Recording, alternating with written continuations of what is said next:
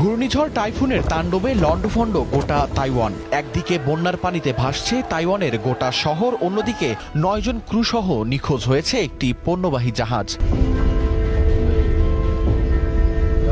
এখনও মাঝ সমুদ্রে আটকা পড়ে আছে পণ্যবাহী আরও ৫টি জাহাজ। ক্ষতিগ্রস্ত জাহাজগুলির মধ্যে ৩টি তানজানিয়ার, একটি ইন্দোনেশিয়ার, একটি মঙ্গোলিয়ার ও একটি টোগার পতাকাযুক্ত ছিল।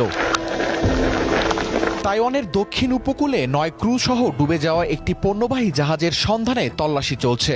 ঝোড়ো বাতাস এবং বড় বড় ঢেউয়ের কারণে উদ্ধার কাজ ব্যাহত হচ্ছে বলে জানান উদ্ধারকর্মীরা। টাইফুন গায়ামির তাণ্ডবে দ্বীপরাষ্ট্রটির দক্ষিণের বন্দর থেকে বেশ কিছু দূরে অবস্থান করছিল তানজানিয়ার পতাকাবাহী জাহাজটি।